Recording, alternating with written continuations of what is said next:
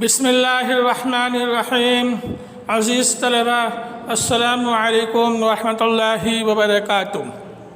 امید ہے آپ سب خیر و عافیت کے ساتھ ہوں گے اور اللہ پاک سے دعا گو ہوں گے کہ جلد از جلد اسکول کھل جائے اور ہم باقاعدگی کے ساتھ جماعتی تدریس سے جڑیں اور زیادہ سے زیادہ فائدے کی صورت بنیں۔ عزیز طلبہ، آج ہم سبق نمبر 6 پاکستان کے طبعی خد و خال کا بقیہ حصہ پڑھیں گے۔ آئیے سبق شروع کرتے ہیں۔ عزیز طلبہ، جیسے کہ آپ پہلے پڑھ چکے ہیں، میدان زمین کے ہموار خطے کو کہتے ہیں۔ میدان عام طور پر چوڑے ہوتے ہیں اور ان کی سطح ہموار ہوتی ہے، مٹی زرخیز ہوتی ہے۔ پاکستان میں وسیع زرخیز میدان موجود ہیں۔ یہ میدان دریائے سندھ اور اس کے معاون دریاؤں کی بچھائی ہوئی مٹی کی وجہ سے بنے ہیں۔ دریائے سندھ مانسرو جھیل سے نکلتا ہے۔ یہ جھیل سطح مرتفع تبت میں موجود ہے۔ میدان میں داخل ہونے کے بعد اس میں بہت سارے معاون دریا شامل ہو جاتے ہیں، مل جاتے ہیں، جن میں دریائے جہلم، دریائے چناب، دریائے راوی اور دریائے ستلج قابل ذکر ہیں۔ عزیز طلبہ، میدانی علاقہ پاکستان کا سب سے زرخیز علاقہ ہے۔ یہ میدان پاکستان کے کل رقبے کے 25% حصے پر پھیلا ہوا ہے۔ اس وسیع میدان کو 2 حصوں میں تقسیم کیا جاتا ہے: دریائے سندھ کا بالائی میدان، دریائے سندھ کا زیریں میدان۔ آئیے ہم ان دونوں سے متعلق مختصراً پڑھتے ہیں۔ دریائے سندھ کا بالائی میدان پاکستان کی مشرقی سرحد سے لے کر کوہ سلیمان تک پھیلا ہوا ہے۔ شمال میں سطح مرتفع پوٹوہار سے لے کر جنوب میں مٹھن کوٹ تک موجود ہے۔ دریائے سندھ کے مشرقی معاون دریا یعنی جہلم، چناب اور راوی کا پانی مٹھن کوٹ کے مقام پر دریائے سندھ میں شامل ہو جاتا ہے۔ مٹھن کوٹ سے اوپر کا علاقہ دریائے سندھ کا بالائی میدان کہلاتا ہے۔ یہ سطح سمندر سے 200 تا 300 میٹر بلند ہے۔ دریائے سندھ کا بالائی میدان ان دریاؤں کی لائی ہوئی زرخیز مٹی سے بنا ہے، تاہم سرگودا، چنیوٹ اور سانگلا کے قریب خشک پہاڑیاں پائی جاتی ہیں۔ بارشوں کے کم اوسط کی وجہ سے نہری آبپاشی کے بغیر زراعت ممکن نہیں ہے، اسی لیے دنیا کا عظیم ترین نہری نظام اس میدان میں بچھایا گیا ہے۔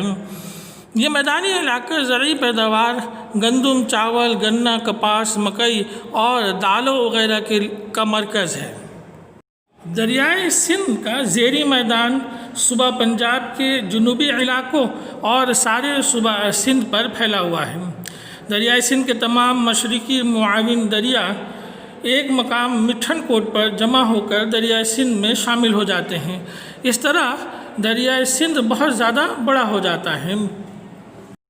مٹھن کوٹ سے لے کر بحیرہ عرب تک دریائے سندھ تنہا ہی بہتا ہے، یہاں اس کا کوئی معاون دریا نہیں ہے۔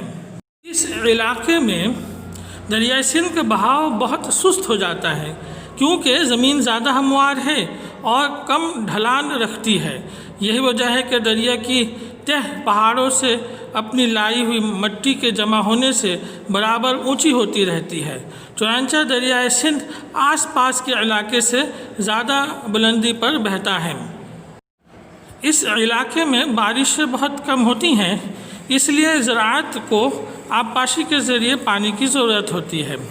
دریائے سندھ کے اس حصے میں نہری نظام آبپاشی کی بدولت مختلف اقسام کی فصلیں اگتی ہیں۔ عزیز طلبہ، پاکستان کا ساحل بحیرہ عرب پر موجود ہے۔ بلوچستان کے ساحلی علاقے کو مکران کہا جاتا ہے۔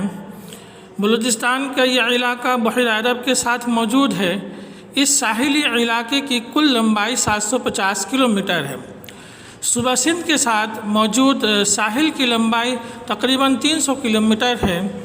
یوں پاکستان کے ساحلی علاقے کی کل لمبائی تقریباً 1050 کلومیٹر ہے۔ پاکستان کا تمام ساحلی علاقہ بحیرہ عرب کے ساتھ واقع ہے۔ پاکستان کی بین الاقوامی اور مقامی بندرگاہیں ہیں۔ اسی ساحلی علاقے میں موجود ہے، جس میں مشہور اہم بندرگاہ کراچی اور پورٹ قاسم ہیں۔ اس کے علاوہ گوادر بندرگاہ کی تعمیر بھی مکمل ہو چکی ہے۔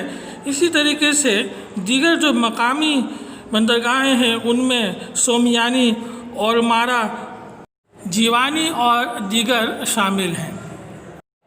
عزیز طلبہ، پاکستان کے جنوب مشرق میں ایک وسیع و عریض علاقہ ریت کے ٹیلوں سے بھرا ہوا ہے۔ یہ ٹیلے اپنی جگہ بدلتے رہتے ہیں۔ پاکستان کے ریگستانی علاقوں میں بارشیں بہت کم ہوتی ہیں، اس لیے ان ریگستانوں میں قدرتی نباتات نہیں پائی جاتی ہیں۔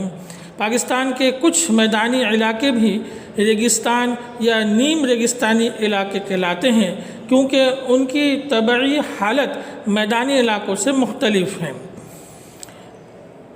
ان میں سے چند صوبہ پنجاب میں اور کچھ سندھ میں واقع ہیں۔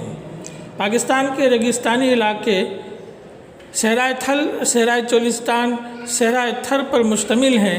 آئیے ان کے بارے میں مختصراً پڑھتے ہیں۔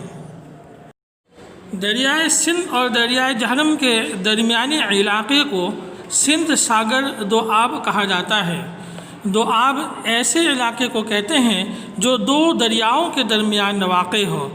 سندھ ساگر دوآب میں موجود تمام علاقوں کو صحرائے تھل کہا جاتا ہے۔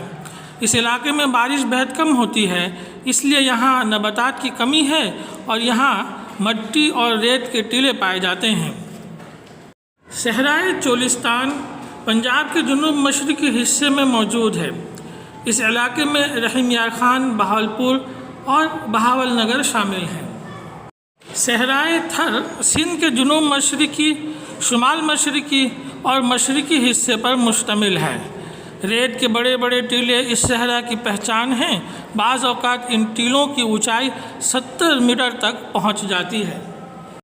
عزیز طلبہ، اسی کے ساتھ آپ کا سبق نمبر 6 مکمل ہوا۔ اب آپ اس سبق کے اندر موجود تمام اہم نکات، اعداد و شمار کو رف کاپی پر لکھ کر لازمی یاد کریں گے اور اس مکمل سبق کا مطالعہ بھی لازمی کریں گے۔ آئیے اب ہم اس سبق سے مختصر اور بیانیہ سوالات و جوابات دیکھ لیتے ہیں، جنہیں آپ جرنل پر تحریر کریں گے۔ حصہ مختصر میں پہلا سوال ہے، پاکستان کس خطے میں واقع ہے؟ اس کا رقبہ تحریر کریں۔ جواب کے لیے آپ کتاب میں صفحہ نمبر 4242 دیکھیں اور ابتدائی لائنوں سے دیکھ کر جواب آپ تحریر کر سکتے ہیں، اور لازمی جواب سے پہلے ایک ہیڈنگ ضرور ڈالیں۔ دوسرا سوال ہے، طبعی لحاظ سے پاکستان کی زمین کو کتنے حصوں میں تقسیم کیا جا سکتا ہے؟ اس کے لیے پیج نمبر 43 آپ دیکھیں، ہیڈنگ موجود ہے پاکستان کے طبعی خد و خال، اور اس ہیڈنگ کے مطابق آپ اس سوال کا جواب تیار کر سکتے ہیں۔ تیسرا سوال ہے، پاکستان کے شمال میں واقع پہاڑی سلسلوں کے نام لکھیے۔ اس سوال کا جواب پیج نمبر 43 پر موجود ہے۔ ہیڈنگ ہے شمالی پہاڑی سلسلے، اور اس میں نام موجود ہے شمالی پہاڑی سلسلوں کے۔ یہاں سے آپ دیکھ کر سوال نمبر 3 کا جواب بنا سکتے ہیں۔ سوال نمبر 4 ہے، پاکستان کے ہمسائے ممالک کے نام تحریر کریں۔ جواب کے لیے پیج نمبر 42 دیکھیں، ہیڈنگ موجود ہے پاکستان کے ہمسایہ ممالک، اور اس ہیڈنگ کے مطابق آپ اس سوال کا جواب تیار کر سکتے ہیں۔ عزیز طلبہ، 5واں سوال ہے، پاکستان کے مغربی پہاڑی سلسلوں کے نام تحریر کریں۔ جواب کے لیے آپ پیج نمبر 46 دیکھیں، ہیڈنگ موجود ہے یہاں مغربی پہاڑی سلسلے۔ اس ہیڈنگ کے مطابق آپ اس سوال کا جواب بنا سکتے ہیں۔ چھٹا سوال ہے، پاکستان کے صحرائی علاقوں کے نام تحریر کریں۔ جواب کے لیے آپ پیج نمبر 49 دیکھیں، یہاں ہیڈنگ موجود ہے پاکستان کے صحرا، اور صحراؤں کے نام یہاں دیے گئے ہیں۔ آپ انہیں اپنے جواب کا حصہ بنا سکتے ہیں۔ یوں آپ کا حصہ مختصر مکمل ہوگا۔ حصہ بیانیہ میں ایک ہی سوال ہے، اور سوال ہے، پاکستان کے میدانی علاقوں کو تفصیل سے بیان کریں۔ اس سوال کے جواب کے لیے آپ پیج نمبر 47 پر دیکھیں، ہیڈنگ موجود ہے پاکستان کے میدان۔ اس ہیڈنگ سے لے کر اگلے صفحے پر پیج 48 پر ہیڈنگ موجود ہے دریائے سندھ کا زیریں میدان۔ اس ہیڈنگ تک آپ مکمل تحریر کریں گے تو یہ بیانیہ جواب آپ کا مکمل ہوگا۔ عزیز طلبہ، یوں آپ مختصر اور بیانیہ جوابات جرنل پر تحریر کریں گے اور فہرست میں بھی انہیں شامل کریں گے۔ اس طرح آپ کا سبق نمبر 6 مکمل ہوتا ہے۔ انشاءاللہ تعالی پھر ملاقات ہوگی۔ السلام علیکم ورحمۃ اللہ۔